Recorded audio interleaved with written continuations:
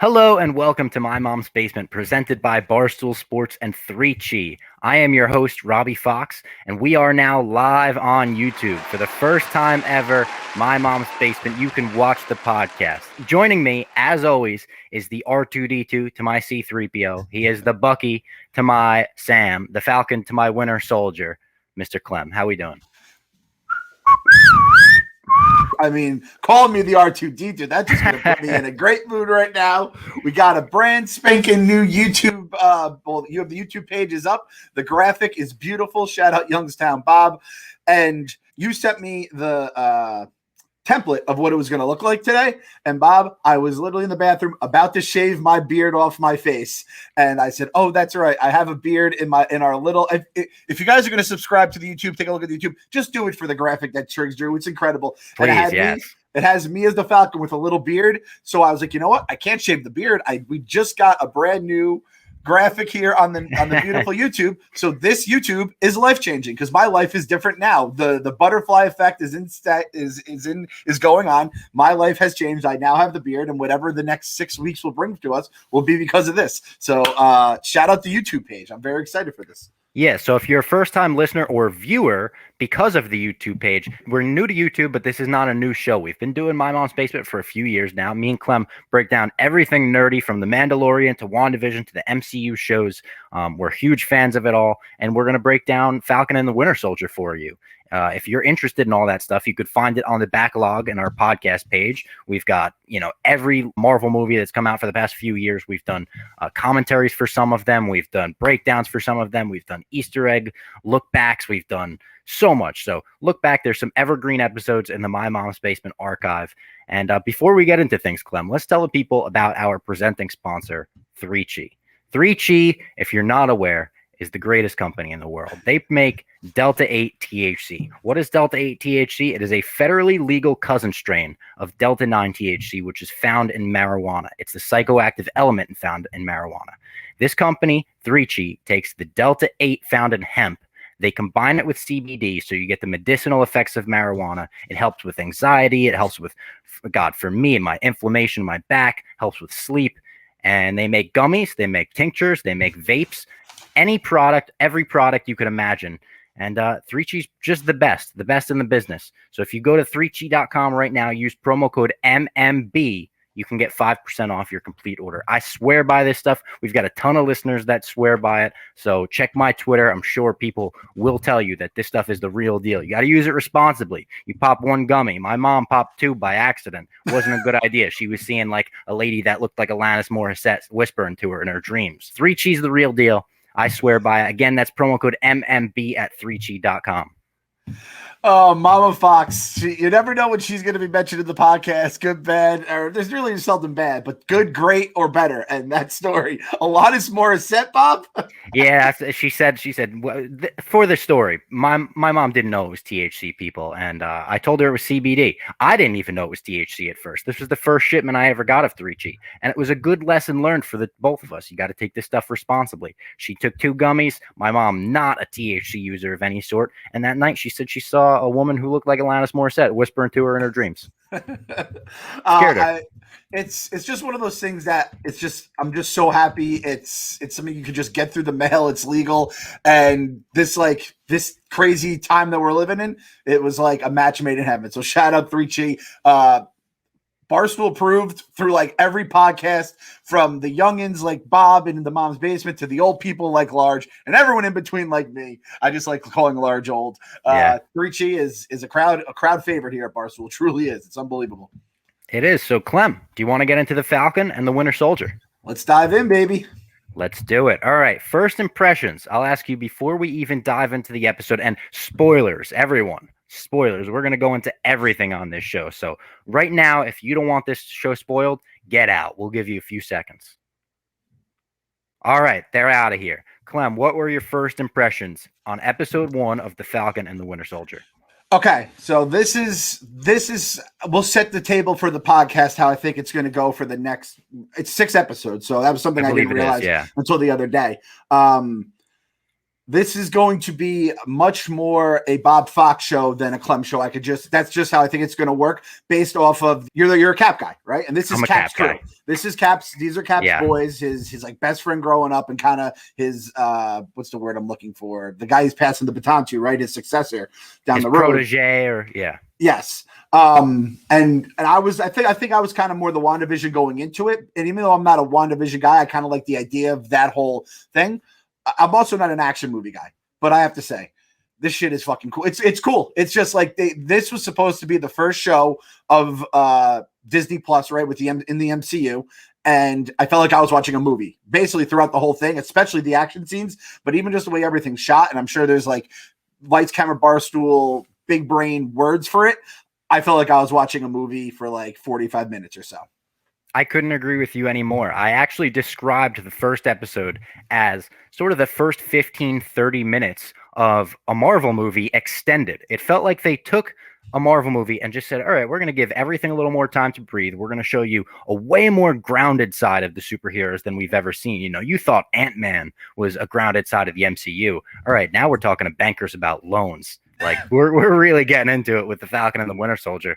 But I mean, it shouldn't be surprising to anyone listening. If you know me, you know I dug this show. I am a Cap guy. As Clem said, these are my guys, Falcon and the Winter Soldier. I thought I would like it, and I did like it. From the opening action sequence, which lasted 10 minutes on, and it also featured George St. Pierre, which worlds colliding once again. You know, couldn't have gotten any better for me this episode. And let's call out your boy GSP, because that's your dude, right? It's like Conor McGregor is like your Lord and Savior. George St. Pierre is your dude. And I am a huge GSP fan. I have a jacket of his hanging up in my room. The sole MMA thing I have hanging up in my room is a GSP jacket. You have a piece of a man's clothing hanging up on your wall. That's how much you love the guy. So just to put that in every brain right there. He said that and these are always like the way things come out in interviews and stuff like that. He's like, the fan conspiracy theories off of the Falcon Winter Soldier can maybe even trump WandaVision.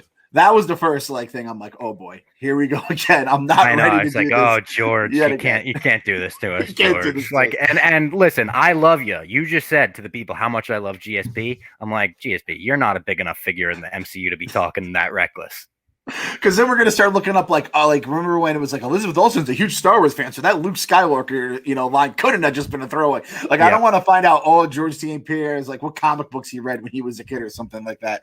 So it's crazy, but I mean, it's just good to be back in the basement. That's the bottom line here. And this is six months after Endgame is when this all takes place. Is what we find out, right? So let's dive right into it. We open with Sam in Cap's room, I believe. I mean, this was at least what we thought was Cap's room based on the early images we saw. People thought this would be Cap's funeral. We saw pictures with the Falcon holding the shield, and Everett said, myself included, is this going to be Cap's funeral? I don't think it is that. I think it was alluding to what we saw later in the show, but we just get a flashback, a vocal flashback to Endgame, where we hear Steve say to Sam, how does it feel? He says, it feels like it's someone else's. And we hit the Marvel intro. Hypes you up every time. We've talked about it. It's like Pavlovian at this point. You hear the Marvel intro, the adrenaline starts pumping. You're like, I'm in for a ride. I'm in for a treat. And a treat we got in the first scene as well. An amazing action sequence to start. We have the Falcon in an airplane, like kind of a aircraft carrier. We know he's going to dive out of it based on the way it looks. And they say, make sure the LAF does not deliver on their threat and get Vasan. So there's a hostage or a sergeant of some sort that we got to get. He's being taken away by someone called the LAF, and we have a ground agent called Torres. I don't know what his first name was. I think it's Joaquin. I think he's Joaquin Torres. What did you think about the way this was all set up? It's a strong name. All right, so we're going to start very low. We already talked about the conspiracy theories here. This isn't a big one, but LAF, clearly laugh. This is clearly the introduction of the Joker from DC into Marvel. So that's clearly going to be the ringleader of LA. Snyder Cut, of course. It's Snyder Cut week. They said worlds collide. Everyone loved that Jared Leto scene. So I'm going to be interested to see Falcon's suit. Like he did the Red Wing is the name of the little guy that pops out on stuff. It felt a little Mando, right? It felt like we were getting some crazy little things. So I want to see different bells and whistles. I don't want to see the same. I felt like we got the same bells and whistles like 3 times over.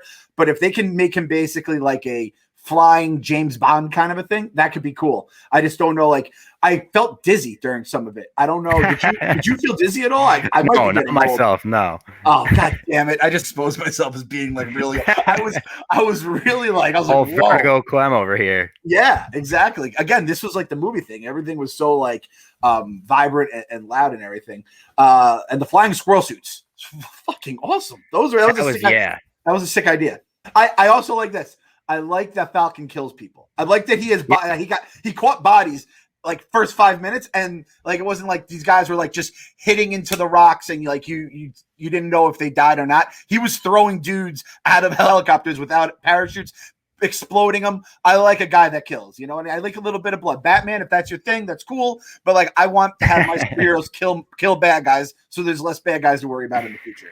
Yeah, so Sam catches up to this plane. He looks into the cockpit. He realizes, oh my God, the pilot's already been killed. Someone's in there. There's a funny scene where this guy who's taken over the plane, a pirate of some sort, looks at him and sees him, and he gets spooked. Sam drops back. He gets into the ship. Red Wing does the lightsaber thing from episode 1, where it like fries the metal around it and allows for him to go in through a door. And I read online, which I had never known this, Red Wing in the comics is an actual Falcon who he has like a telekinetic sense with. Really? Which, I mean, you could see why they changed it in the Marvel Cinematic Universe. That I don't know how well that would fit. It would be more of a like Groot Rocket Raccoon thing, where like maybe we would understand him or they would understand him and we wouldn't. But I thought that was kind of an interesting thing. They get into a big fight and shootout on the plane. The pilot even gets shot, so the plane starts going down. Everyone jumps out. We got to see GSP. I think his name is Baratak, something like that, fight Falcon, which I thought was really cool. Someone wrote in and they said, I thought it was funny that GSP fought the Falcon, even though he never fought the Eagle, because Khabib was known as the Eagle, which just great wordplay by that listener. I'll put the tweet up on the screen and give him the shout out, but that really made me laugh before. I enjoyed that we got to see Falcon hold his own against Baratak after we saw Captain America have to challenge him. And, you know, they had a very hard fought back and forth. Yeah, the whole thing with the Falcon being Red Wing or whatever that he talks to, it was kind of like I felt like it was a weird relationship with the robot. And I'm a bird guy. I would love to see like a fucking actual bird doing crazy shit, but it would be really, really tough to like explain that one away and make it not seem like extra corny. Like those things just don't, like animals just don't play in movies unless it's like completely ridiculous, like Air Bud, right? Yeah, and especially some of the CG animals that are weird, like that Harrison Ford movie. Was it like Call of the Wild or something? He's got a CGI dog. You see the behind the scenes stuff. He's like petting a human's head the whole time. It just makes me feel a little uneasy every time I see one. So as soon as Falcon starts getting the better of GSP, he hops out of the plane with a bunch of his comrades. They have the squirrel suits, the wing suits, like you said, and they start going down like through the canyons. Falcon pulls the parachute on a few. He kills a few. Helicopters swoop in. Red Wing even takes a few out. They double team a helicopter together, which was dope. Red Wing like took the blade off, and Falcon pulled that guy out. Like you said, no parachute. GSP wants to get to the Libyan border here. And I'm not going to call him by his name, by the way. If anyone gets mad at me calling him GSP, he's always going to be GSP to me. So GSP wants to get to the Libyan border in this helicopter. He wants to take Vassant past the Libyan border because he's like, no way Falcon can get past that. Even Torres on the ground is saying, hey, we can't go past that. We're going to have to call this mission off. Falcon hits some fucking Batwing booster on his backpack. He grabs Vassant through the helicopter. Very cool scene right before they get to the Libyan border. GSP escapes in sort of a Darth Vader episode 4 way. It just goes spinning out, and you're like, all right, we'll see you again soon. This was a 10-minute long action sequence. I just rewatched the episode before we started recording, and I looked at the little time scroller afterwards, and we were at the 10-minute mark by the time this was over. So just kudos to Marvel for putting millions into this. I can't imagine how much it must have cost, but it really kicked the show off with a bang. Yeah, the basically when you start with the little Marvel intro screen and you know the comic books and all that kind of stuff, you get my blood pressure up through the roof, and then they just kept it up for the first 10 minutes, you know, like I didn't get that like, all right. And then you're kind of waiting for the story to get going. They just kept that shit revving. I appreciated it. So this is it. I think I said it on like an Endgame, Infinity War, whatever. And I said it earlier in this episode. I've just never been a Falcon guy. It's just not what either of these guys. I've just never been a Falcon guy. When he went through the helicopter and took the dude. Like, that's when he became my Falcon. That's my president right there. My Falcon. I love that shit. And I'm kind of interested to see which character I like more out of the two of them, because I think they're both pretty much low on my list. But both guys got some points this episode. But that was just a sick sequence when he just threaded the needle. Yeah, and he's just so fucking cool.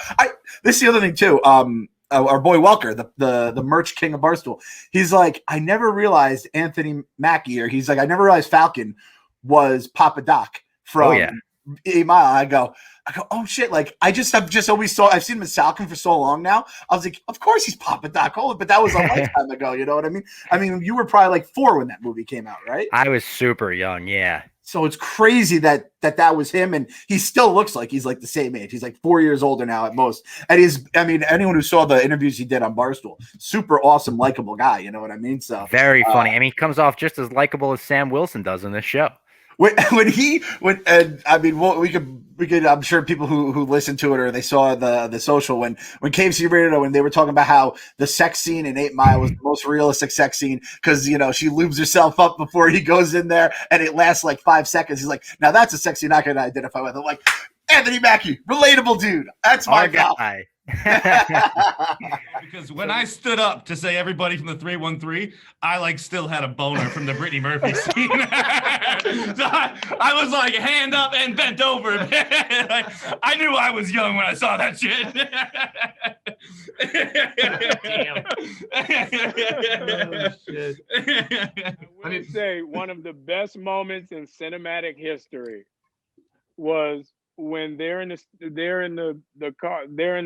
office and they're about to have sex and she licks her hand. Yeah, that's the scene I was talking about, Anthony. Honestly, that's the realest sex scene in history. She licks her hand and it lasts like 10 seconds. I was like, yo, that's how it is. I get it. That's how it goes. You need a little bit of help, and it doesn't last long. I get it. So we catch up with Falcon and Torres on the ground in Tunisia. They're chilling. They're fixing Red Wing because Red Wing got shot in that whole battle. And someone comes up to Sam. They say in Arabic, oh, thank you so much for saving the world. He's like, oh, no problem. You got it. But he says it back in Arabic. Torres is filming the whole thing. He's joking with him. He's like, oh, you speak Arabic over here? I was getting a little sus of Torres immediately. Right? Because I'm like, why are you filming everything? It's kind of the weird, like you got your phone out with the superhero. It's the whole thing. Until I read Torres in the comics eventually takes up the mantle of Falcon and serves as his sidekick. So that gave me a little bit of comfort. Obviously, they could throw us for a loop in the MCU and keep us on our toes here. Never underestimate Kevin Feige. But that gave me a little bit of reassurance. He then sees something on the wall, kind of like in a Pokemon Go-esque way of a handprint. And he's like, that's the Flag Smashers. This is a group, a cult that formed when the world was blipped. They think the world was better during the blip, and they want the world to be unified without borders. So that's kind of the way they get people in to join. And this is a setup for the show. I mean, these are the people we're going to be going after. So this is kind of a problem, Bob. And this is a problem I think it's going to end up being a problem with me and you. And it's going to be a problem with me and the show.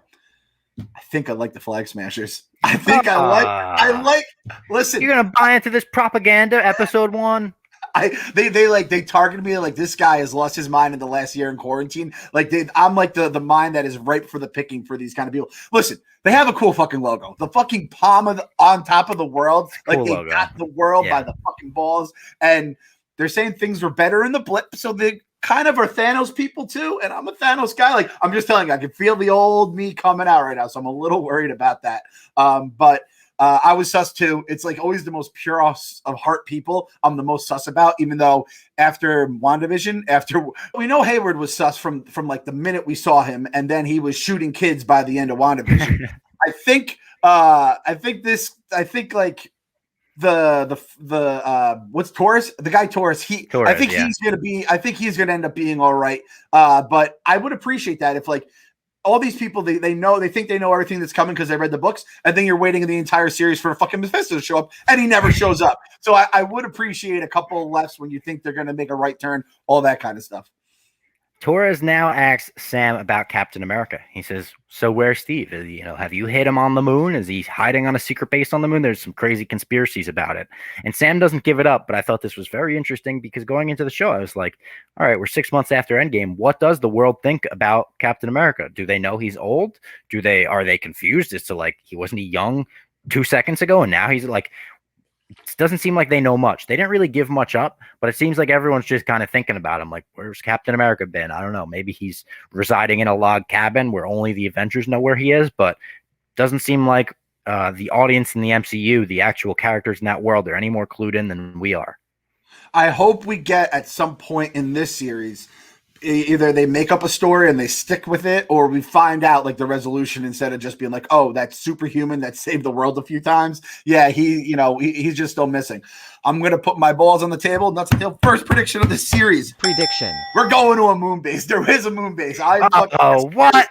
There's a moon base, and you know what? Falcon doesn't even know about it. Nick Fury, he has a fucking moon base. We've already gone to other galaxies. Of course, the moon. It's almost like silly that they would even have a moon base because it's so close and obvious. We are getting a moon base by the series finale. Series finale. So this could be a multi-season show, right? So series finale. There's a moon base. We're living on the moon. Barstool has a place on the moon. We fucking landed on it. We own it. $pen. Let's go. I mean, the moon conspiracy could be a reference to a comic book called Original Sin, where Nick Fury is actually imprisoned there and turned into like the Watcher. And then I think the Winter Soldier has to take over his duties as like fighting the aliens as a part of Sword. So who knows? Could be a reference. Nick Fury could be on the moon. Your reference there or your prediction there could come true. And let me just say this. I loathe anti-moon landing people. That was a victory for the United States of America. And we work with a couple of them. A couple people I like. We got KFC, we got Carabas, all these people. If you don't think that we landed on the moon, move to another, like go to a country that that hasn't landed on the moon. Go to Russia. China landed on the moon. They put their flag there. China put their flag there like 6 months ago. No one knew it, like talked about it because it was during Corona. That was an act of aggression. That was basically putting their flag right in America's eyeball. It got me so mad. I'm so proud that we landed on that moon. And anyone that says any different, I'll fight you. Captain America would fight you if he wasn't dead or on the moon base right now. What do you think Captain America thought when he woke up and found out that we made it to the moon? That must have been one of the things that surprised him the most.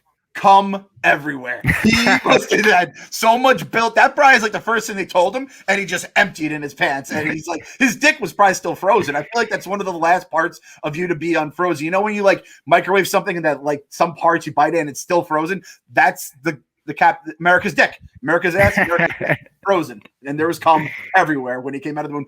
This YouTube has gone off the fucking rails. There's just something about this graphic. Welcome to the show, folks. This is My Mom's Basement.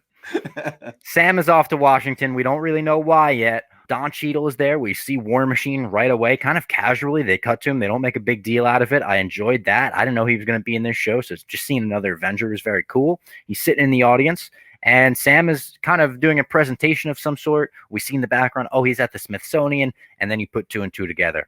Oh, he's donating the shield to the Smithsonian. He said, this shield feels like it's someone else's. He's not accepting it. He's not going to be taking on the role of Captain America, the mantle. He's just going to donate this. And he thinks that Captain America was a figure of hope, and now we should look at the shield in a museum and let that inspire people. Immediately, Rhodey's like, dude, can I talk to you? What's going on? Why wouldn't you be Captain America? Fucking Captain America said be Captain America, so you got to be Captain America. He's like, I don't want to be Captain America. It's, a lot of pressure to take on the mantle.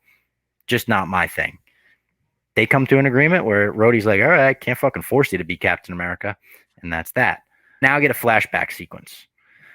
This flashback sequence was crazy. It featured like a jump scare, basically. You see teenagers going back to their hotel, their rooms after a lecture. And the Winter Soldier's arm just fucking bursts through a wall, grabs one of them. He starts shooting people. We get a Hail Hydra, and there's one kid, and he's like fiddling with the keys at the door, and he can't get the keys in. He turns around, he tells the Winter Soldier, I'm sorry. I didn't see anything. I didn't see anything. Boom. Shoots him right in the face. Winter Soldier don't give a fuck. Crazy. Your boy Winter Soldier's killing fucking innocent-ish people. We're not really that sure about that. It's not when he was my boy. I would have loved if his dream was just like he forgot his locker combination, which is like the dream we all have, where he has a big test that he hasn't gone to the class all year. It's like he wakes up in a cold sweat. Like that's something I can relate to, not just murdering a fucking bunch of people. Going back to the Smithsonian, first of all, that like museum government guy, sus as fuck. Putting him on the sus, very sus. True. Just like anytime you're a part of something that just doesn't feel right, and just like the way the Shield just came in, and then immediately like, and you said it perfectly. Like Don Cheadle, my wife's like, Don Cheadle's in this show. I was like, yeah, he's just like a casual like cameo right now. And listen, I love Don Cheadle, War Machine, we're cool, all that stuff. I need higher than like a tier 3 or 4 character on this. I need to get like I need a tier 2 character. I'm not going to ask for a tier 1 cameo. I'm not asking for Hulk to come in. And I'm talking like Hulk. I'm not talking Banner. Hulk is tier 1. Banner is tier 2. Strange, even I can live without. We're not going to get Spidey, obviously, or Tony Stark flashback. I need a tier 2 guy in this.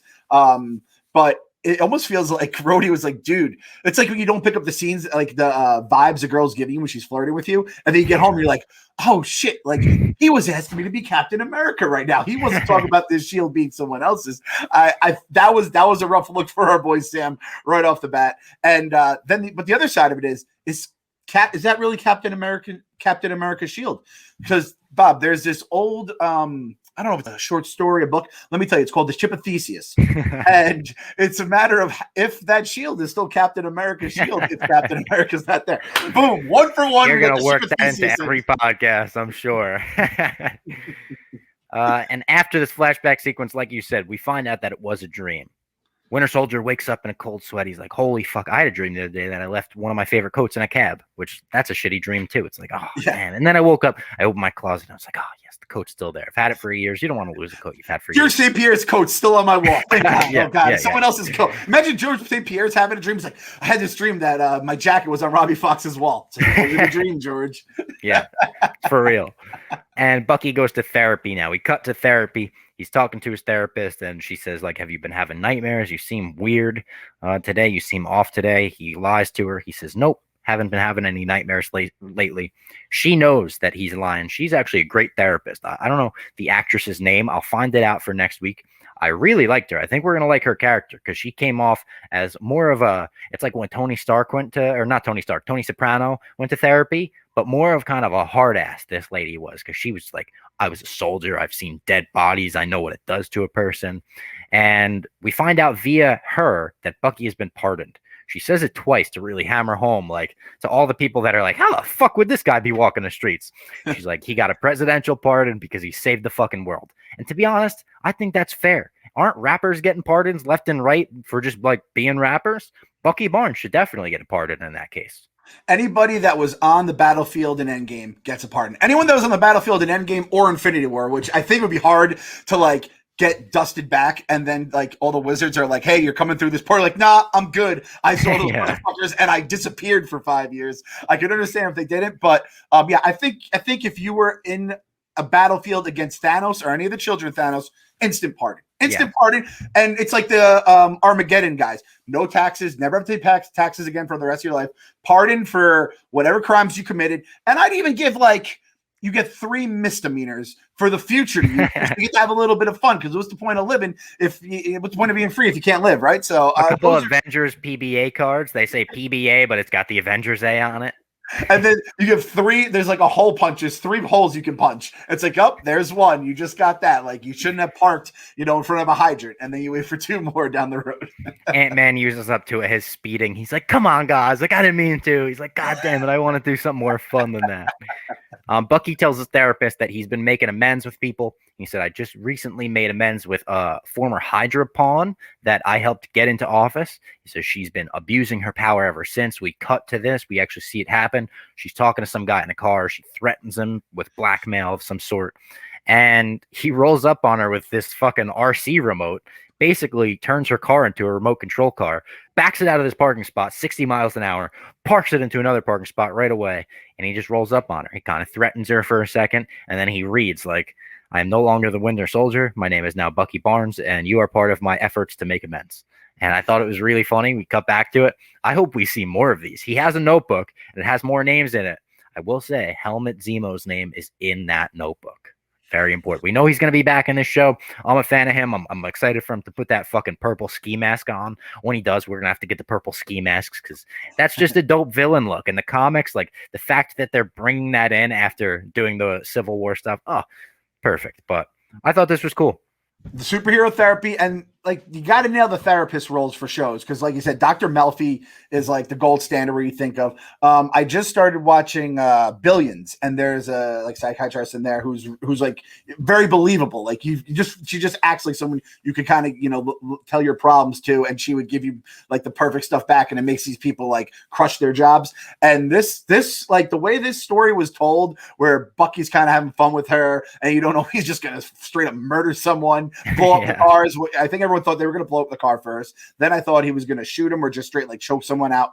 But the way he did it all with a smile on his face and like the way he kind of like redirected you every single time, that's the kind of shit that I love about Marvel. That's what separates Marvel from like the old superhero movies where they kind of lost their soul as they kept making sequels to everything on like 20th Century Fox.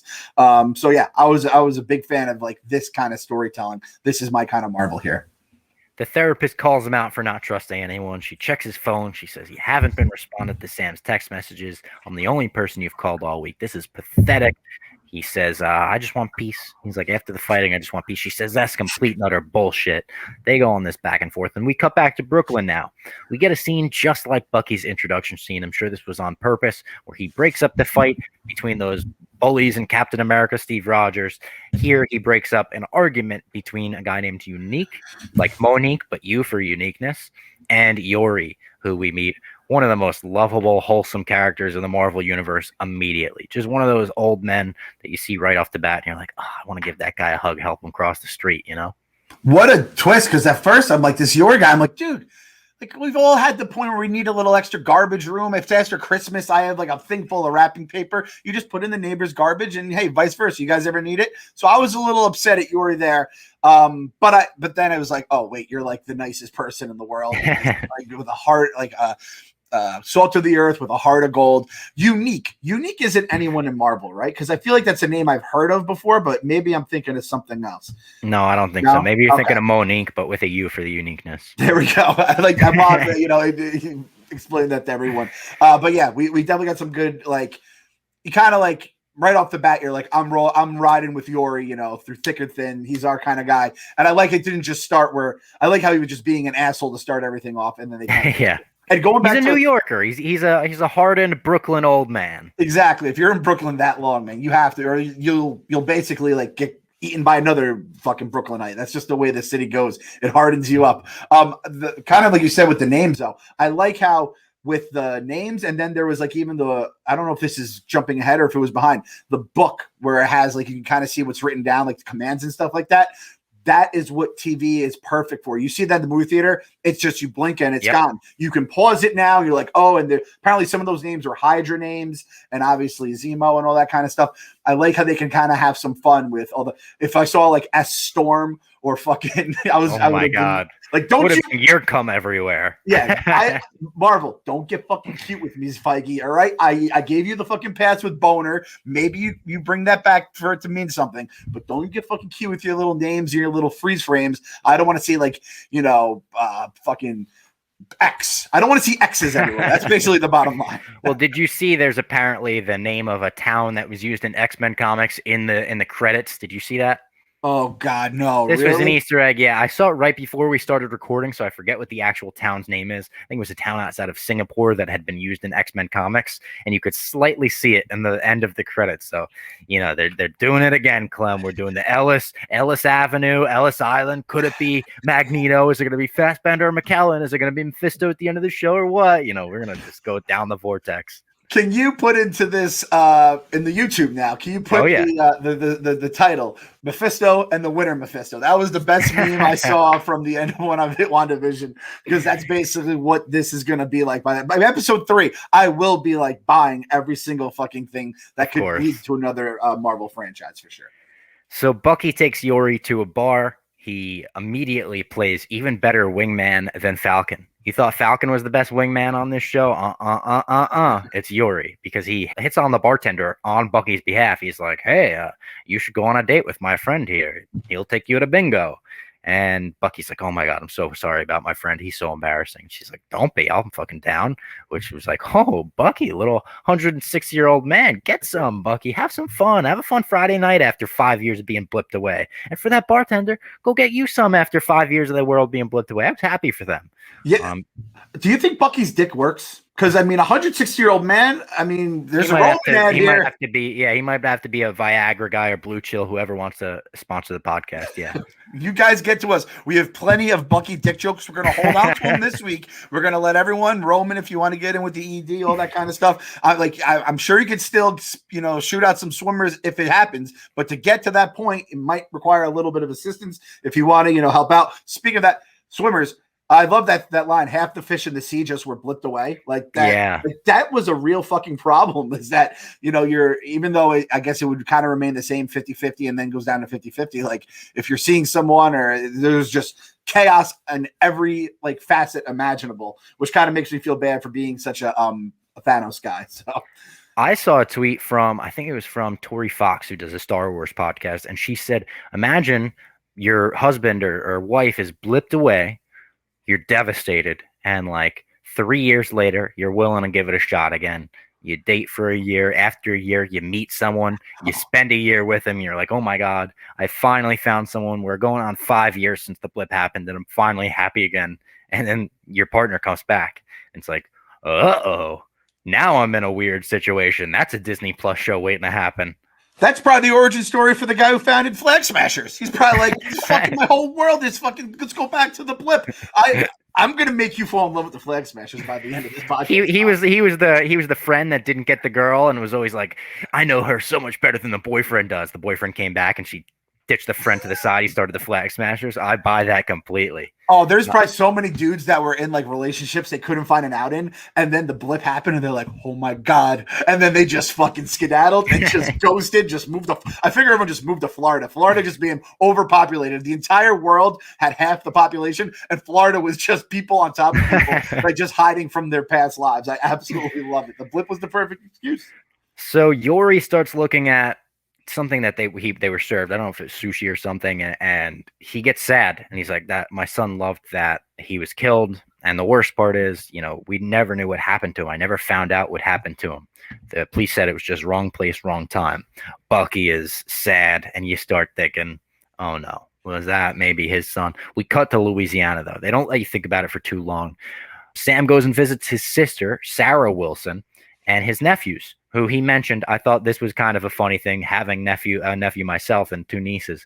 Like his nephews were kids or babies when the blip happened, and he came back and now they're fully grown kids, which is like such a weird thing to even think about, this grounded stuff like that. And they call him Uncle Sam, which just so perfect. Mwah. Chef's kiss. Amazing. I read online that Sarah Wilson, his sister, exists in the comics and has only appeared like 4 or 5 times since the 70s, solely for the nephews to call him Uncle Sam. I was going to say, because I did the point to the screen, Part Time in Hollywood. That's exactly me. I was like, oh my God, I picked up on this little Easter egg. They called him Uncle Sam, but that was apparently right there for everyone to see. So it wasn't as much of a home run as I thought it was. They talk about selling the family boat. The sister wants to sell the family boat. It was their parents. Sam does not want to sell. He's very sentimental. He's against it. He said, I'll figure it out. I'll figure out a loan for us. He gets interrupted by some guys at the dock. I loved seeing him talk to these people at the pier. Just seeing a superhero interact with the civilians, kind of like your friendly neighborhood Spider-Man, your old school Christopher Reeve Superman, where you want to root for that guy. You're like, yeah, he's a member of the community as much as he is a superhero. I would love to be friends with an Avenger and just bust his balls. Or you ask the questions like, does Thor, blah, blah, blah. Like, you ever see him shoot lightning out of his hands or something like that? Like Ned from Spider-Man, basically. Yeah, exactly. Yeah, exactly. I mean, even it's funny too. Like when he first left, and even before, like when he first became Falcon, they're probably just like, he's into some weird shit. He has fucking wings now. I don't know what's going on. And then it's like obviously Endgame happens, Infinity War happens, then Endgame happens, and it's like, oh, that guy saved the fucking world. You know what I mean? And he's probably I would just be asking him questions about the Avengers the entire time. It's like now my friends who, when I started working at Barstool 5 years ago, they're like, what's the name of it again? And now they tell me for like hours, oh well, when Dave did the pizza review, or did you see what Dave did in this? And I'm like, oh yeah, I saw it, guys. Like I live on Twitter, and it is my, it's like a company I work at. Of course I know, but it is kind of funny to see the progression as time goes along. I get that all the time. It'll be the biggest Barstool story of the week, and your buddy from high school will text it to you a week later and be like, bro, have you seen this? And you're like, listen, I love you, but I live on the internet. Like, of course I've seen that. We cut back to Brooklyn. Bucky arrives for his date. He arrives with flowers, and she's like, oh, this is so old-fashioned, which is, I mean, so great. He says, when she says, wait, how old are you? He just flat out says, I'm 106. Doesn't lie. She even says, why are you wearing those gloves? And this was my favorite moment of the entire episode, Clem. He said, because I have poor circulation. You know who has poor circulation, Clem? This guy, Raynaud's disorder. We got a superhero repping for the Raynaud's community. Even though he is appropriating our culture a little bit, even though it's maybe not true that he's got cold hands, I would imagine the vibranium gets a little cold. He could be an honorary Raynaud's member as long as he's spreading the good word that, hey, sometimes people's got to wear a glove inside.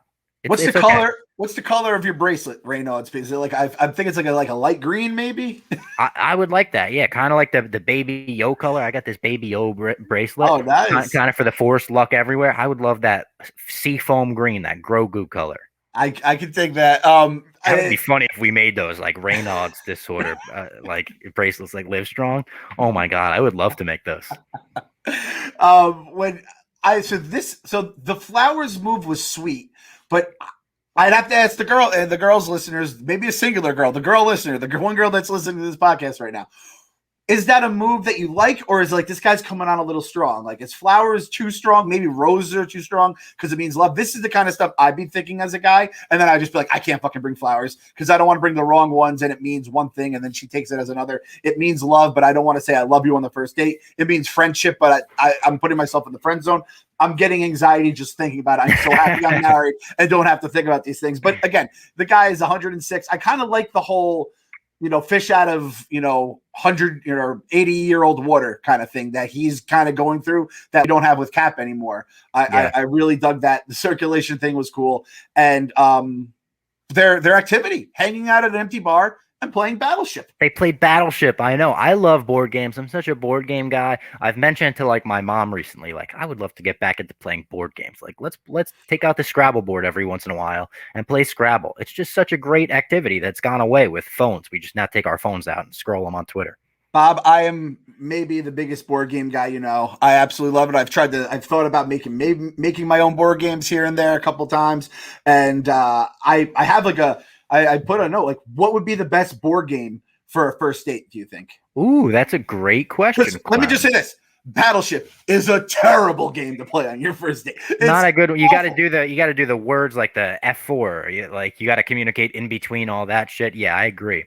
I'm a big fan of Blockist. You know Blockist? Are you a Blockist guy? No, I'm not a Blockist guy. This is kind of an obscure game. I feel weird bringing it up because people are going to be like, what the fuck? Say a normal game, dude. But Blockist is a game where it looks like you got a bunch of Tetris pieces. The board is a square, and there's usually 4 players. You could play it with 2, though, and you could each have 2 colors. And you have to cover as much of the board as possible with your pieces. You can only connect them via corners. It's a fun game. I feel like that would be a very fun first date game. I don't know. What do you think? So like the first thing is always think Monopoly, but those are always too long. It can get long. The math too is, Yeah, if you could like start a game of Monopoly and then just like kind of casually play it, because like Monopoly does lend itself to good conversations. Every time I play Monopoly, it's never as much as you talk about Monopoly. Monopoly is the king of talking about it, but never actually playing and definitely not finishing it. But you just get so much like good conversation out of it. But that wouldn't work again. You're doing money. You have to keep track of the properties. It's a bunch of shit, and it's like 1,000 hours long. Mousetrap is another thing. You just never set it up. You would just fucking have it there. It would just sit there. You probably have pieces missing. My pick was Guess Who, because I feel like it's I've never heard anyone be like, I just don't like playing Guess Who. I've only heard, it's 4.8 stars on the Amazon reviews of games. It's fucking great. It's always fun. It could definitely lead to something like, this looks like my grandpa. Oh, tell me about your grandpa. Blah blah blah blah blah. There's a lot of ways you can go with Guess Who. So that you could flirt with it. If your date has green eyes, you see a character with green eyes, you're like, do they have pretty green eyes? Boom. Oh, Robbie Casanova. You start throwing little slips in like that. We could give you tips, Bucky. Call us up. We'll be just as good wingmen as Yori. I also love the idea of Bucky actually being on a dating site and like trying to like do all that on his. And by the way, this is a guess. This is a prediction right now. I'm putting this on the predictions. You will see he has deleted calls from his phone because he knew the woman was going to look at his phone. I'm telling you, he's going to do some tricky shit. The psychiatrist, when she says you only called Sam, I'm telling you, there's going to be a callback to that. He's going to delete stuff so you don't know what he's been doing. Interesting. I don't hate that theory. Maybe he's been doing the making amends with people, being a little too violent in some of them. Yeah. Who knows? All right. So Bucky gets reminded of Yori's son by his date. She's like, man, he's really been rough since his son died. The worst part is he doesn't even know how. It's just really hitting him in the face with it. So he gets upset. He goes to Yori's house. He opens the door. He sees the shrine to his son, kind of a nice little tribute to him. And this registers, it confirms for the audience that this is what we were thinking. He gives him money for quote unquote lunch. He's like, I owed you for lunch before. Yori seemed to be like, the fuck? He seems like a weirdo now.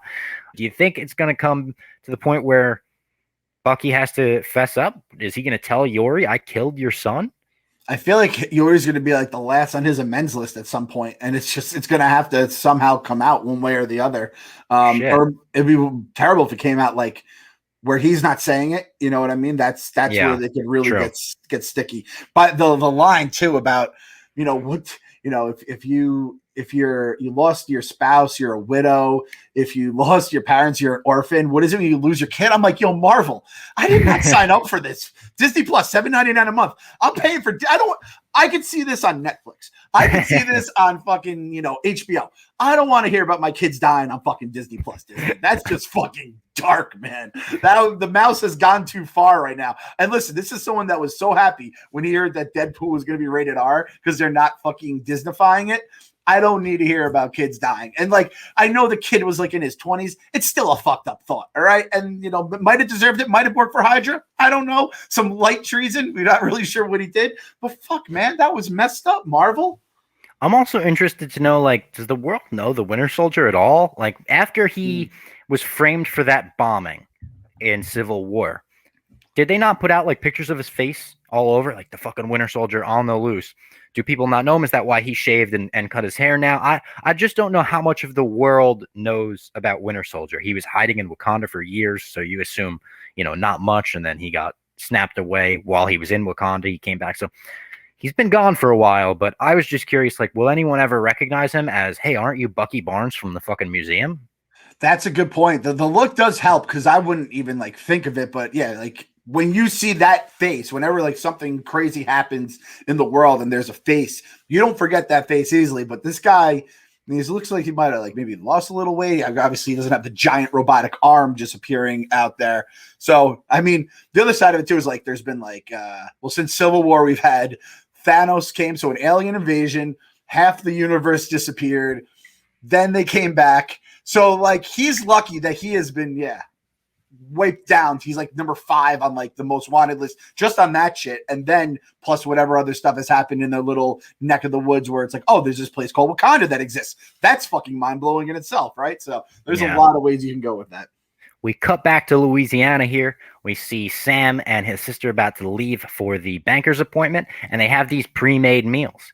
Now, let me recommend to everyone listening to the show or watching it that if you're in the market for any pre-made meals, you go with our friends at HelloFresh. They are the best in the business. They just deliver you pre-measured ingredients, mouth-watering, sensational, seasonal recipes delivered right to your door. They let you skip those trips to the grocery store, make cooking easy, fun, and affordable. This would be, for the Falcon and his sister, this would be maybe easier to cook instead of making I know they said it was a sentimental thing with the grandma's recipes. I don't mean to step on the grandma, but HelloFresh is really fucking good. And our listeners are giving them a pretty good deal. I don't know if you're supposed to resell HelloFresh after you make the meals, but if you use our code, so if you go to HelloFresh.com/12Robbie, use the code 12Robbie, you're getting 12 free meals. That's a fuck ton of free meals, free shipping on the whole thing as well. These are they cut out the stressful meal planning, the grocery store trips. You can enjoy cooking. Even someone like me can cook. I don't cook anything, but the recipes, the way they lay it out for you, it's really easy. They give you all the ingredients necessary, and they're pre-measured, like I said, so you don't have like leftover of every meal. You just have as much as you need for the actual meal itself. Over 4 out of 5 HelloFresh customers say HelloFresh helps them lead a healthier lifestyle with delicious, low-calorie, carb-smart, and vegetarian options as well each week. So if you're a vegetarian, they got stuff for you as well. Again, that's the promo code 12Robbie at HelloFresh.com/12Robbie.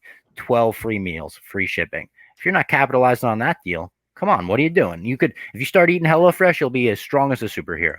I think like, you know, may not have been all grandma's recipes, but this is like, I feel like the HelloFresh, they have the recipe of whoever in each family member cooked the best. They took that recipe. This is Aunt Susie's recipe. This is Grandma Bess's recipe. This is, you know, Grandpa's. That's what it tastes like. It tastes like a meal you would get from the best cook in your family. Like exactly. We just give away taglines like it's nothing. That's just what we do. It tastes like the back to the show. We now go to Switzerland. Poor Switzerland. They never get involved in any of these wars, and we got some crazy shit going on in their country. Torres is there. He's undercover. He sets up a little camera in his shirt, and he's live streaming or recording in some way. He's at a Flag Smasher meetup. So you see masks being handed out. I believe the woman handing the masks out was Erin Kellyman, who played Enfys Nest in Solo, a Star Wars story, when the Enfys Nest takes the helmet off at the end.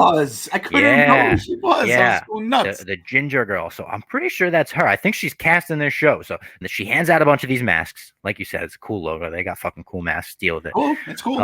And some guy jumps out of like either a second or third story window. He jumps from a high height, throws 2 bags on the ground, 2 giant duffel bags. He starts walking away with them. Chaos erupts in the streets, just complete and total mayhem. He hands the bags off. He sees cops messing with somebody. He fucks them up. Torres goes to arrest him. He's like, I don't know what my jurisdiction is, but you're under arrest.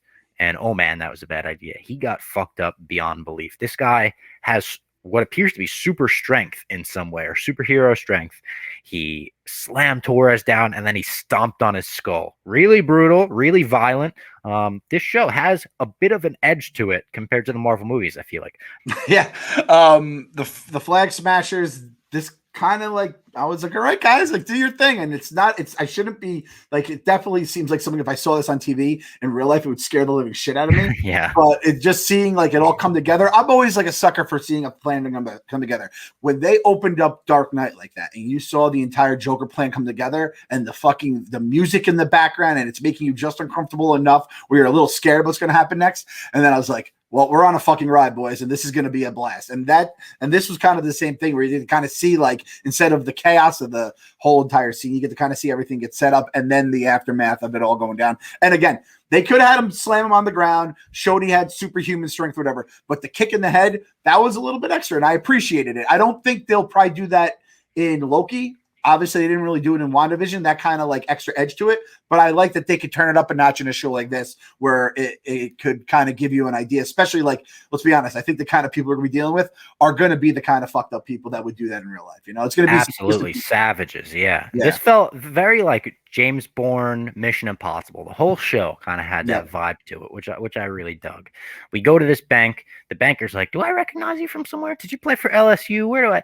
And Falcon is so funny. Credit to Anthony Mackie for this scene. And he's like, come on.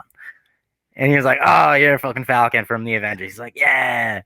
Point out that he's not a main hero because he's like, aren't you like, why are you here asking for a loan? Like, aren't you one of those big heroes? And the sister's like, nope, he's not one of those guys.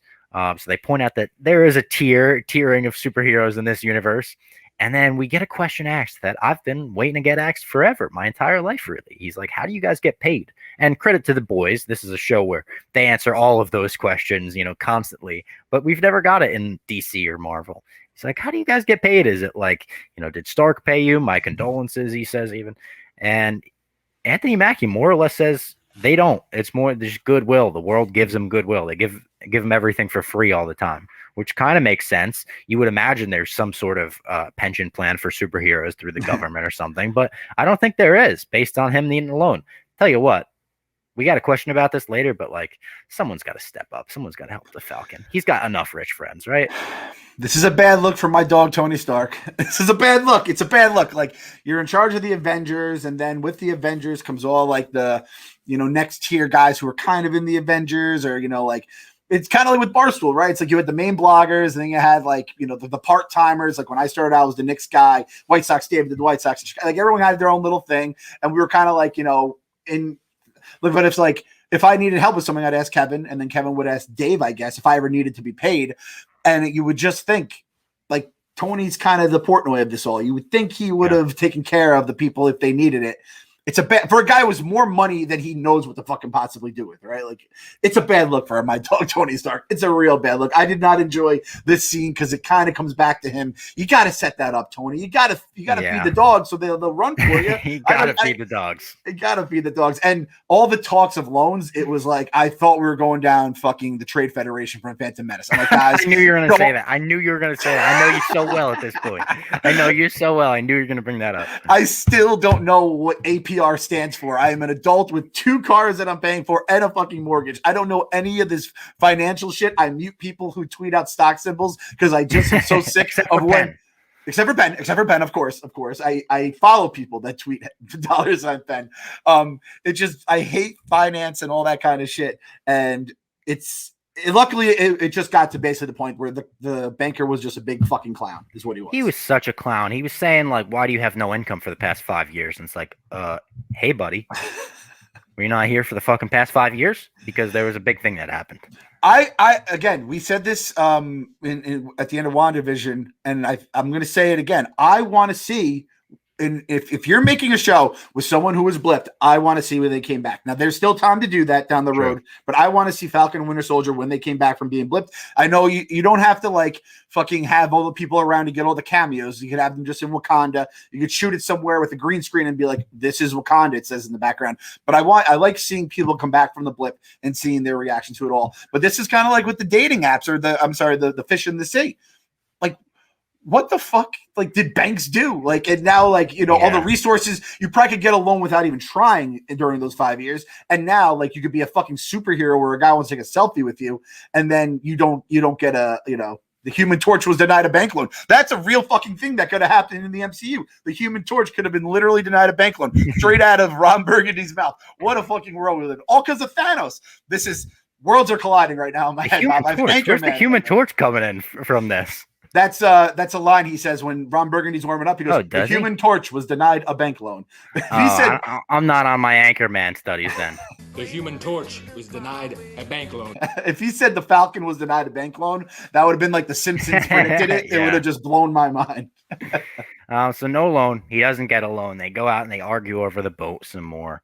It seems that he really doesn't want to let this go. I've seen some people on the Marvel Studios Reddit speculate that the fact that he let the Captain America legacy go so flippantly may come into play here. May be a factor where he's like holding on to that because he let that go. You know, he's like, let me hold on to the one thing I have left that's sort of in my identity. He FaceTimes with Torres, goes back to the house, FaceTimes with Torres, looks at the Flag Smashers, and they say, "You don't think he could be and they're like, "Let's just drop it." You think they're just saying superhero? You think they're saying super soldier? What do you think they're implying that the main Flag Smasher could be? Yeah, and they're very like they want you to draw your own conclusions by the way. I think they're saying super soldier. I think that's what they're saying. Which could be cool. I know that the Flag Smasher is a villain in the MCU, or not the MCU, just the Marvel universe in the comics. He's a Captain America villain, very famous one. So I'm curious to see whether or not they go that route and they're like, this is the Flag Smasher and he has his people, or if they're like, nope, we've turned that villain into a cult, kind of the idea, and this is just the leader of it in some way. I think that'll be interesting to see.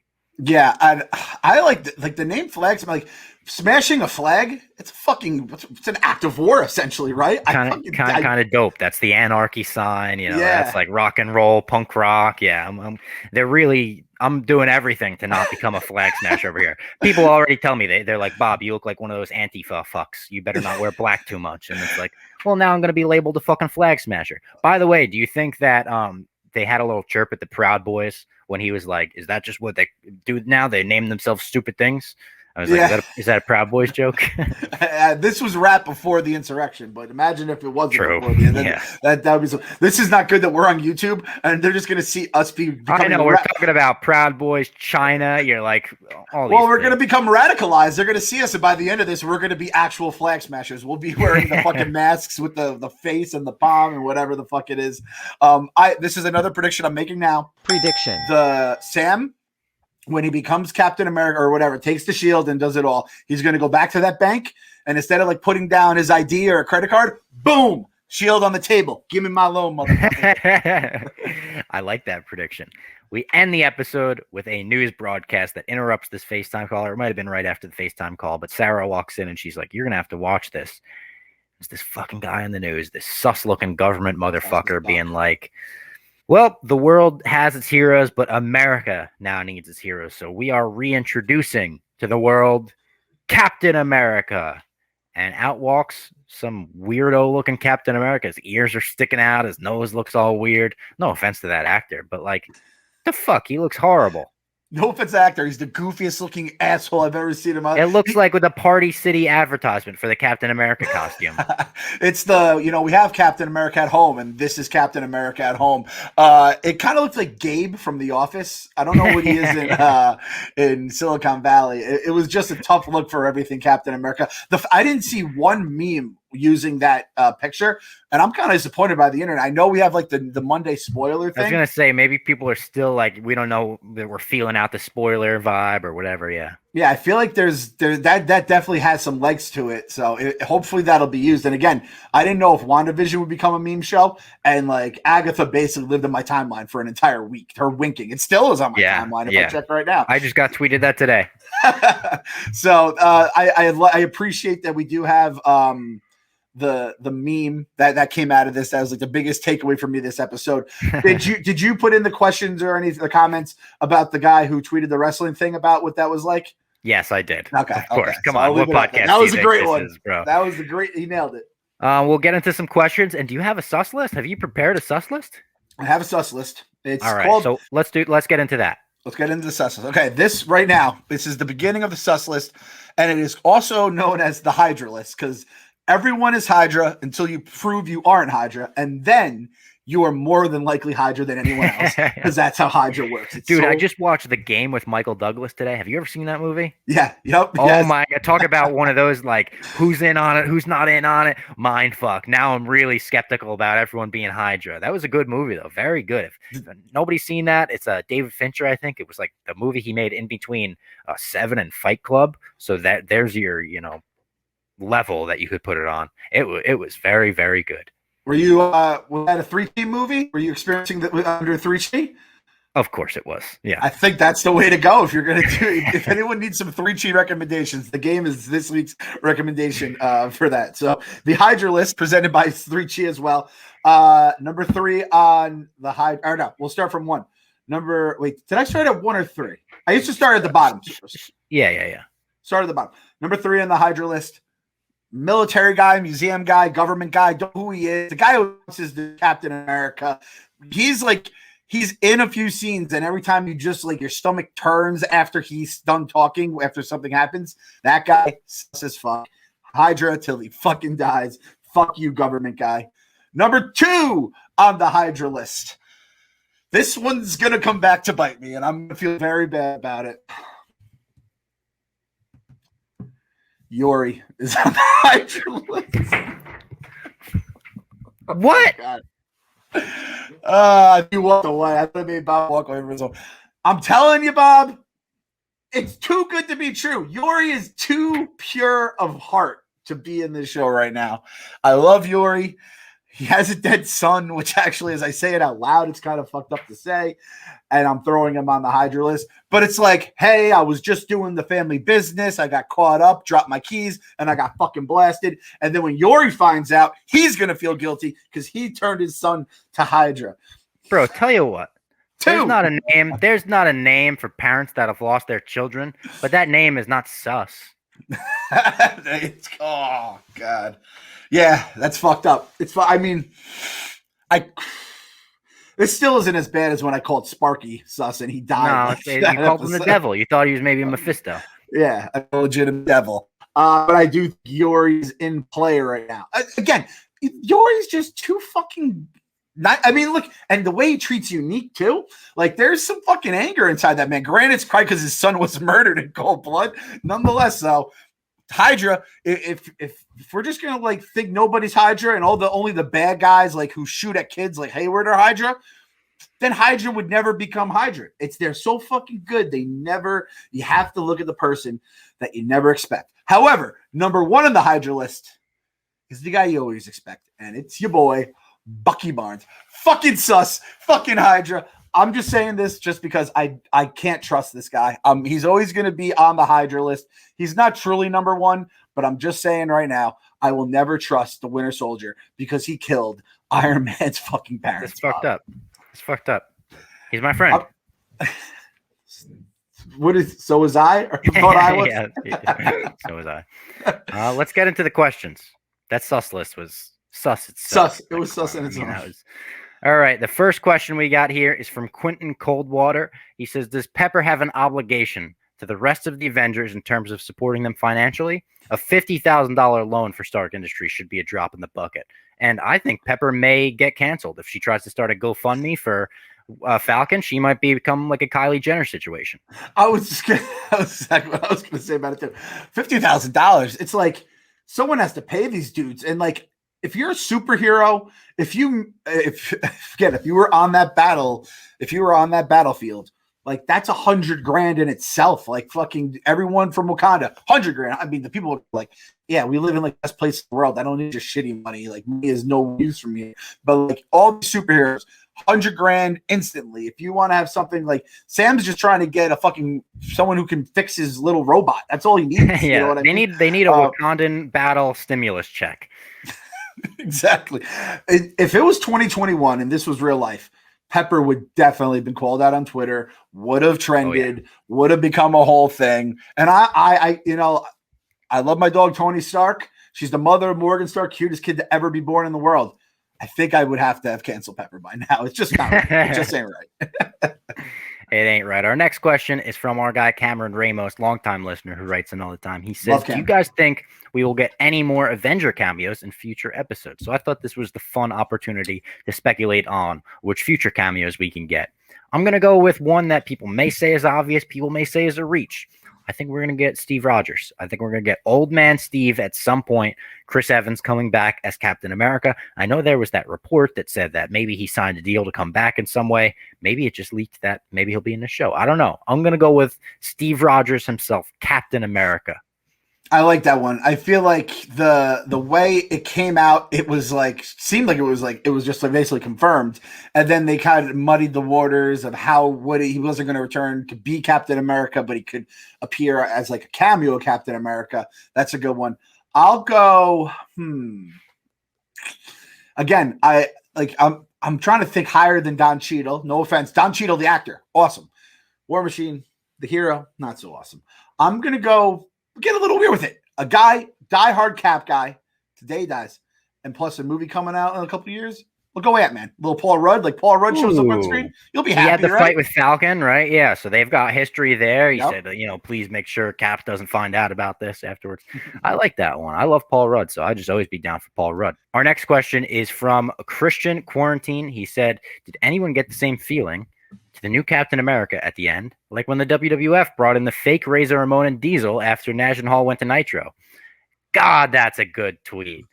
Yes, that's exactly what that's like. They look just as shitty. They look just as Rosart to, the Steve Rogers Crayola as you could get. That was the perfect tweet. That tweet was made for the basement. It smells like the basement. If you just think it smell that tweet, it smells like my mom's basement. So yeah, bravo. I'm gonna give that tweet of the week right there. And the final tweet, the final question of the week is from Kevin Kelly. He says, bank manager's Mephisto? Hey, we're not done speculating on Mephisto in the MCU. He's coming. He's coming. He'll be here. I'm trying to think, like, greed is the root of all evil. The root of all evil is the devil. Boom. Mephisto confirmed. If we just guess everybody being Mephisto, eventually we'll be right. What do they call that in school? Isn't that a math thing? It's like guess and check or something. I don't. There's a method of to our madness. This A is our multiverse of madness. we have a hypothesis that's an educated guess, and then you check it out, guess and check. It could work out. Yori, potential Mephisto as well. Old devil is old. Mephisto, potentially. I can't back that one. All right, Clem. This has been a great breakdown. Episode 1 breakdown. We're going to be back next week, so make sure you subscribe and you know when this video is going to come out then. I appreciate everyone checking out the first ever edition of My Mom's Basement on YouTube, the first ever full episode of My Mom's Basement on YouTube.